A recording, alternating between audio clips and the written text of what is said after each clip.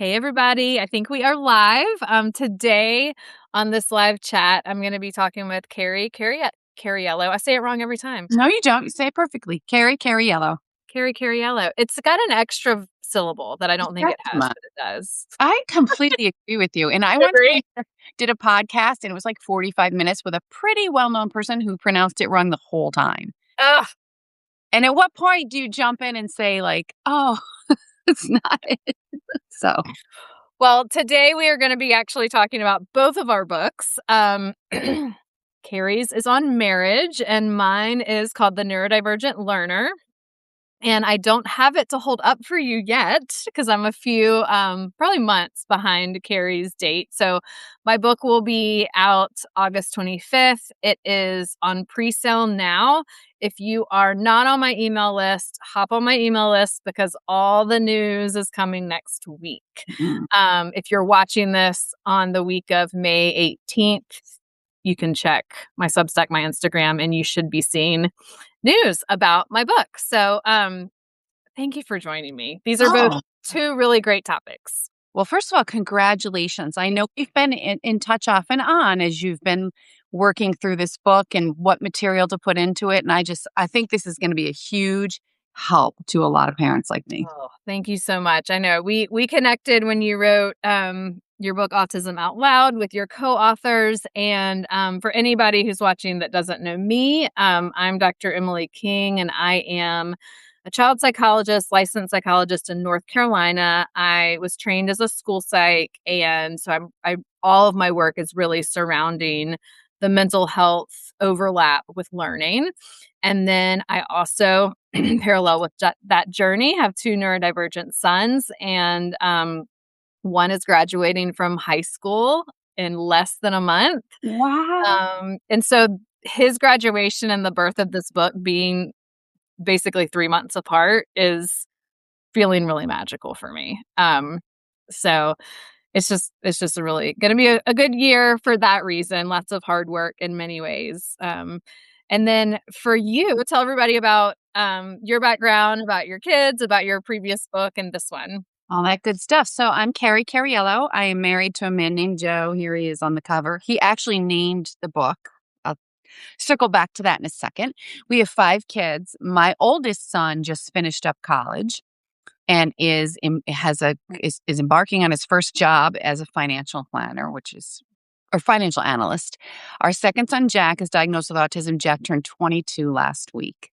And he is currently in a supported community and in an apartment of his own. So I talk a lot to parents about that next step after high school and sort of preparing for as much independence as possible. Our third son, Charlie, is a pitcher for a college baseball. My daughter Rose is on a call upstairs, so I hope nobody can hear her. She's home from college.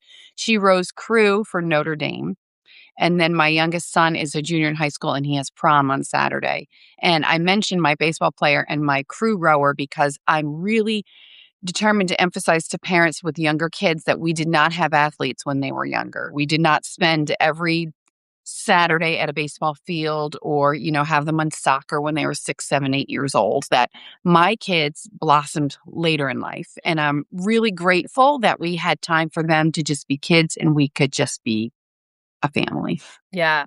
So my 12-year-old does recreational baseball, and rec sports is like my favorite thing ever. Like I just love that kids have the option to find a hobby. Like when you have the perspective of having a child who just, even if it's just one of your children who can't do something, who either can't access traditional sports or doesn't have the skills to access, traditional anything, whether it's a classroom or an extracurricular. To me, at least, I write about this in the book of, finding their hobbies and their joy and learning outside of academics and how important that is to all of us. Like, I love to sing and play the piano. I am not a professional, y'all, but I enjoy it so much. And I'm so glad that I took piano lessons until 8th grade and that I did choir and I sang in an a cappella group. Like, it was totally fun for me. And it's a recreational joy. It's a hobby. All those things turn into hobbies for our kids, and there's so much learning that can happen outside of the classroom. And that's what I Mhm. love, you and I kind of dovetailing, because you come at it from that perspective, which is so important. And then I bring in like we were able to introduce so much meaningful family activities because we weren't, and like you said, Jack not only did not have access to play a sport, he simply didn't. We tried adaptive, we tried a lot of that stuff. I couldn't be trucking him along to a field all day on Saturday. He couldn't sit through those things. I always tell parents behind me in the journey who are newly diagnosed parents, it's an opportunity to redesign your family life in Mhm. a way that makes sense to you. And I'm really grateful. There's not, I don't believe autism is a gift. I don't really call it a superpower.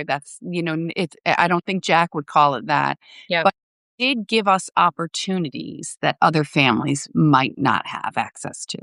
I love that because I agree with you. There's so many things that are hard about it, and there are I think when people say gifts or say superpower, I think to me, I don't really connect with those terms either, but to me what it feels like the gift in there is this lens shift. It's this shift in what's really important, what really is, we're following our kids' joy, what that looks like for them. It's not about what I think will make them happy. It's what figuring out whatever will make them happy. And when you're raising a child with autism, you can't negotiate them out of whatever they want to be interested in, and, like, there's no you can't steer them in another direction. Their interests are their interests, and they're very strong. So, my, older son is so very interested in history and American history specifically, and I've said this before if you've listened to other conversations with me, but we've visited, I think we're at 6 presidential libraries, and if y'all don't know, presidential libraries are not always in easy to get to cities. Um, but he just loves them, and it's just a really cool thing to watch. So sometimes we will plan family vacations around. So I've got one kid who like never stops moving, loves sports, is high energy. So I'm like, okay, as long as we've got like, some sort of, you know, baseball, basketball, football situation that he could be a spectator at in some city. And then we can find somewhere close to museums and, libraries. For us, we plan our family vacations around our kids' interests for both of Mhm, them. And mhm. they're totally different interests. So when you say like it opens up a different way to think about your family, that's very true.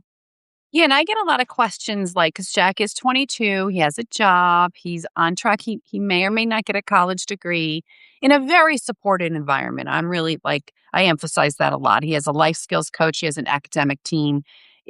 There's a lot of scaffolding and guardrails to make sure Jack is moving in the right direction, and I'm grateful for all of that.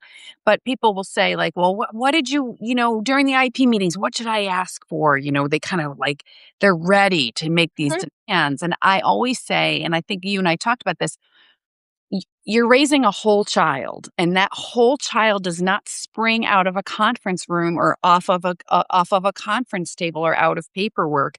Again, we had to sit back and think, okay, what do we really want him to master?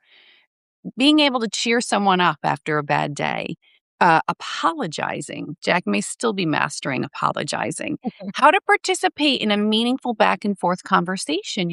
We visited him for his birthday this weekend, and conversation is much easier now. Finally, there is a true give and take, and there's just like a gentleness to it that wasn't there. So those were the skills that we my husband and I decided to focus on while the school did what the school needed to do. Yeah. Yeah.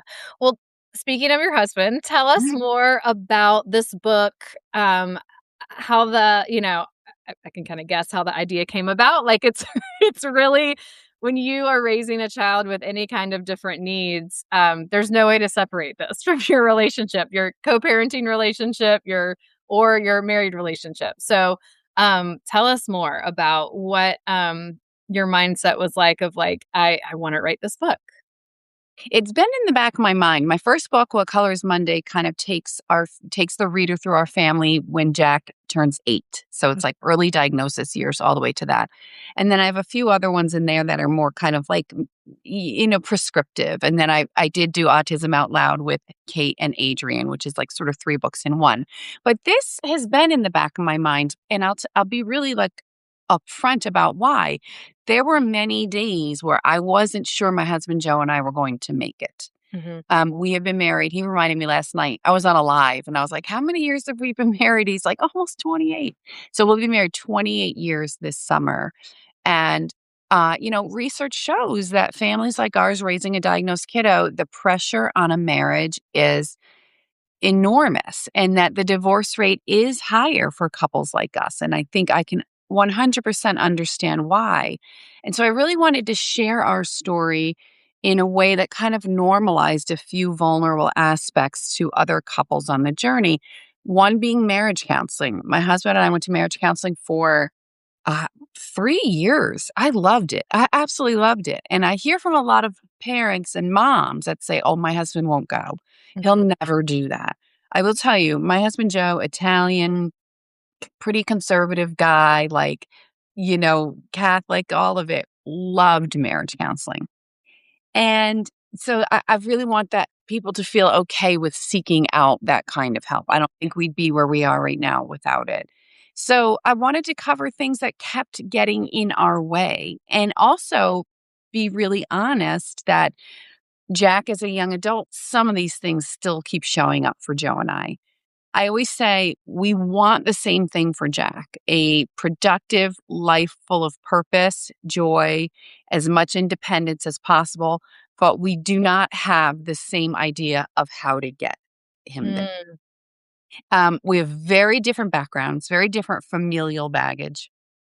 I have baggage. Joe has very little baggage. He's the youngest of 6, big, rowdy sort of Italian family. Um, and very different parenting strategies. And I think that's something that's not covered a lot Mhm. is I married a man who runs at a 12, and kids like Jack can only match the highest regulatory system in the room. And so Joe, and I would say this if Joe was sitting right next to me, he comes in hot. It's gesturing, "Let's go, kids, let's do this." And for years, I watched Jack match that and lack the skills to bring his own nervous system back down. So those are the kinds of conversations that I have in this book is like, what do you do when you have different parenting styles? Mm. What do you do when you have very different visions of what life after high school might look like? And how do you battle something that I call marriage fatigue, where you just feel stuck solving the same problems over and over again? Because I think this is very universal, even if you're not raising a diagnosed child. Right, and I work with lots of parents and over the years in my clinical practice, and there's no way to really separate a lot of the things you're talking about with parenting decisions, right? There's gonna be crossover. I had a colleague early in my career that was like, "I'm not a I'm not a parenting, co-parenting therapist, I'm not a marriage therapist, but there's gonna be a little bit of that in all of these conversations." So, it's absolutely true that you have to talk about how you were raised. You have to talk about what happens when you get upset, because usually when we get upset, we turn into our worst selves, like our what I, call our maladaptive coping strategies come out. Somebody could be a yeller, somebody could shut down, like all of those things, right? And raising a kid with whether it's tough behavior or just conflict or stress from medical stuff or school stuff, whatever the stressor is, it's just one more stressor. Wouldn't you agree? Like there are other things, like money is a stressor and job relocation is a stressor, but this is a stressor that stays. And I think that's what's different about it, at least from my perspective too. Do you talk a little bit about how that feels different as like Jack's going to be Jack your whole life? I talk a lot about that because I don't know why, but in the back of my mind, when Jack was 7, 8, 9, or going through puberty, in my head, I thought this in the 20s will get easier between Joe and I. And some ways, yes, it has, but I call Joe a forever father. And in our household, at least, I noticed that Joe grieves and interacts with autism much differently than I do. Mm. And, we're pretty traditional in this house in that I sort of stayed home except for writing and some traveling. And Joe's, is a dentist. He has dental practices. And I know the responsibility of making sure that Jack is financially cared for weighs very heavily on Joe.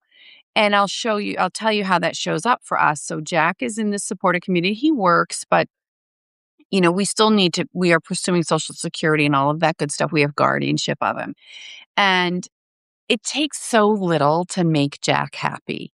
He loves the movies. He wants to go to the movies twice a week. He loves getting a donut at Dunkin' Donuts. He has one he walks to.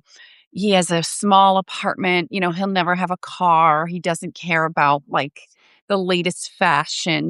So as a mom, I'm just like, whatever it takes to make him happy. Mhm. Joe is like, he needs to learn to budget. He needs to learn maybe movies once a week is what he can afford, or maybe a donut, twice a month. Like these are just examples, right? But these are stuff that we continually sort of bump up again. Mhm. I had an occupational therapist once tell me that a mother's job is to keep her kids close and a father's job is to nudge them out of the nest. Oh, that's interesting. And that for us is 100% true. Mm. Joe has always been able to stretch Jack in ways that I wouldn't even think to. Jack doesn't drive. I don't see him driving. Joe still sort of holds out a little bit that maybe one day when he's, 30, 35, they'll attempt it again.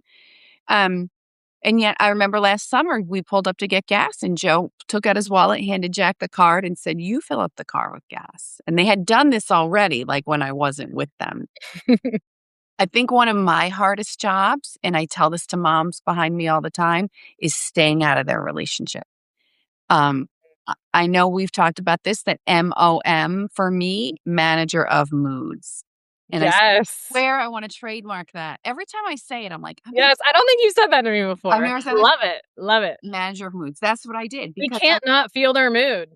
all of them. Oh, dad, Like, we're like sponges. Yeah. it's really a cost to us. And I Mhm, was raised within some chaos. So I think my antennas are even more finely tuned. mhm. And for years, I managed Joe and Jack's relationship because it was like we were like this triangle. And the best thing I did, and it took until Jack was about 12. And I tell specifically when here in the book, I stepped out of it and I was like, I can't be their safety net. They have got to learn how to communicate. Is it messy? Yes. Sometimes I'm like, why? I want to intervene so Yeah. badly. In fact, the back cover, I'm going to see if I can show, Yeah. is Yep. this is a candid. We were at Jack's parents' weekend at his program, and we were walking around the grounds, and this other student said, "Can I take your picture?" And I was like, "Oh, sure, that'd be so nice." But so this, we were not really posing, and this so captures us, like me looking at them and them Mhm. straight ahead. Yeah. Such a metaphor. So Yes. I yeah. love that. Well, we have to get to your book. I'm Yeah. a reviewer now. Yeah, so one thing that is similar between us is I think being on this journey as, now having a 12 and an 18-year-old, and my boys are far apart in age because my 18-year-old was, challenged all of my skills when he was little. And so when we think about, you know, parents newer to this journey, I always say younger parents, but you may not be younger parents, I don't know, newer to this journey and basically closer to diagnosis. My book is really for this book, at least. I hope there are others, but this first book is for parents raising neurodivergent kids. So, not just autism, I also included ADHD, learning disabilities, and twice exceptionality. So, giftedness and any other diagnosis, because those are the neurodivergents that really affect learning in the classroom and executive functioning and emotional regulation in that environment. Many people also include some mental health diagnoses and, like anxiety and OCD under neurodivergence. And it is a broad definition, but the book focuses on those.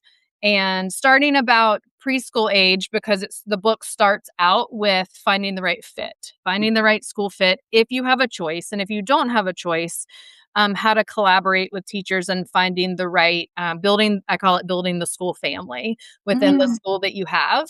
And then it ends, their anecdotes and lived experience quotes that go up to about age 11 or 12. So the purpose of the book is to take you through this journey of helping your child become a learner, because there are many kids, there are many kids that struggle to be a student. My son was one of them, and I remember when he had a pretty smooth preschool experience. I mean, he was diagnosed at 4.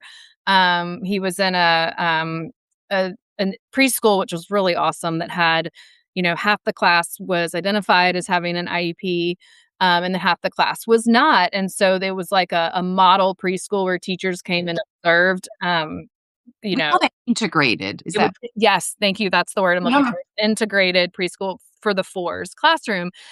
So all of that was going well, and then when he hit the big public school, elementary school building, it was just so overwhelming for him from a sensory perspective. I think the class size was the same, but the demands completely changed in terms of sitting and listening. There were so many more demands. So we went through a lot of that whole kindergarten year was very rough. And I had just had his brother the July before he started kindergarten. So it was a rough time, y'all.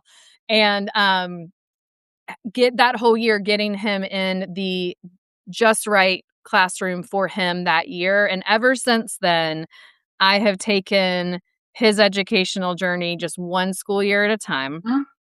And because I often get this question too in my clinical practice, parents are like, well, what if he can't do this, that, and the other when he's 15? Or what if they're still hitting me when he's 16? I'm like, we do not know that version of your kid yet. We're not even going to discuss that yet. Our goal is, how do we stabilize now and do the next thing that they need in terms of connection and learning and play and sleep and nutrition and toileting and all those things when they're young. So my goal with this book is to empower parents to be able to collaborate with teachers. Coming from a school psych background, there's historically so much tension at IEP tables and even 504 tables, and even just at the teacher conference. You feel sometimes some parents feel intimidated. Some parents feel like, I don't want to bother the teacher. I don't want to be that mom that's like a squeaky wheel. Mm. Um, our kids have needs. And so we need to speak up and we need to collaborate. And so at the end of every chapter in the book, there are scripts for emails of how to write an email about that Mm. topic to your teacher. Um, how to talk to your child about that certain topic, when to be concerned. So I just want parents to feel empowered of, how to reach across that homeschool barrier, because it is both. It is not the teacher doing it all. It is not us doing it all. We truly are a team, even though it's cliche and we're an IEP team and all of that stuff. But I've seen so many IEP teams that are not acting like a team, Mm. or parent teacher dyads that are just, not able to act as a team. So, and really, that's only the first like half of the book. The back half of the book is all about learning outside of the classroom, socially, through extracurriculars. One of my favorite chapters, I go into learning through nature and music and animals. That is just so an art, that's just resonates so much with so many of our kids. It's funny when you say that. Today I was just thinking of a game we used to play with Jack when he was younger. So he's the second of 5, and we would take any opportunity to stretch that theory of mind that Yeah. others are living differently, have different opinions. And just today, I was just driving home to get on this call with you. He loved license plates. So if we ever My son loved license plates too. We'll talk about it later. people sent me hundreds back in the day. This is you. We have binders of pictures of license plates. We have one from all over the country. I had a whole wall of them that we would add to. Yeah. Really beautiful. old beat up ones. Yeah, talk about following the joy. Whatever it takes. Yes. Whatever it takes. And seeing people in the community participate. And New Hampshire is the number one, I think the number one for vanity plates. So everybody, Oh, we've got a lot of vanity plates in North Carolina too. it's But big. yeah. So we would say to Jack, if we saw like a Vermont license plate or whatever, why do you think, or, why is somebody in Florida visiting New Hampshire? And all the kids would do it, right? Like, well, maybe it's a grandma and her granddaughter, there's a new baby, whatever. I still find myself when I see an out of time license plate and I'm alone in the car, thinking, why would somebody from Georgia be here in New Hampshire? And like creating a story around. Mhm. So that learning outside, I think that is such an important point to make. Is it more work? Yes. Is it take some energy and some planning? 100%. But I do find that has really long lasting effects on getting your kiddo to flex and think differently and imagine circumstances for other people. Mhm. A Absolutely, and that's what I hope parents will feel is really hopeful about my book. I mean, I felt like that when I was writing it of, I don't want this just to be about school and just to be about academics because I've witnessed this with clients and with my own kids. There is so much learning that happens outside of the classroom, but then you and I could talk all day about the learning that happens after 12th grade, right? So, kids will say to me all the time, or really it's more parents, I'm so worried about, them getting all this education in by the time they're 18. Well, 18 is a number some guy probably made up and said, this is when we're going to have kids be adults and finish school and send them out on their own. And as we know, with kids with developmental disabilities, they're on their own time frame and there's so much more to learn. And I just want every parent reading our books and in our space of these discussions to feel hopeful about, I say it multiple times in my book, throwing the chronological time frame out the window. And you are on developmental time now, and you are following your kid's joy. And I see all the time there's a duality that exists in our kids. There is 22-year-old 6'5" Jack, probably closer to 14 or 15 emotionally. And I also encourage parents, like when you're getting to the point where your son is and where Jack is, there is a point, it's very painful to admit, when your home is no longer a learning environment. Mhm. Very important to acknowledge when that happens. Jack had some pretty messy experiences around sexuality, peer pressure, bullying, and he learned some really valuable lessons that would not have occurred here at home. Mhm. So growth is disruptive. I always tell parents it's meant to be disruptive and it's the only way to make like true progress. Yeah.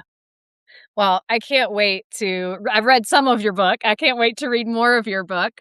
Tell people where to get it. Is it on Yes. pre-order now or is it out? It for sale. My husband has a small part in it and he did some of the audio. It was like listening to a sniper read a bedtime story. He was very nervous. He was like, "This is marriage." Audio drops June 1st, but right now, you can get Amazon, Barnes and Noble, like pretty much anywhere books are sold, and you can, and also for Nook and Kindle. So, um, Fantastic. can't wait. Well, yeah, if you hopped on this call later, just know that get on my email list because emails are coming next week, or just one email, probably one big email announcing the pre-sale of my book. But you can go to learnwithdremily.com for more information if you are live and you're curious. But more info on it will be on pre-order. It comes out August 25th. There will be an audiobook that I'll be recording this summer, but you can right now pre-order the Kindle and the hardback copy. So exciting. Can't Thank you so much, Carrie, for your time. And yeah, we'll be back. We should we'll do be back. maybe Yeah, like a monthly series. That'd be I fun. would love to do that. Y'all tell us in the comments what you want us to talk What do you about. want us to 'Cause we talk? could talk all day long about lots of things. We really could. And congratulations to your son. Enjoy every moment of that. Thank you so much. Thank you And so much. thank Bye, y'all. Talk to you soon.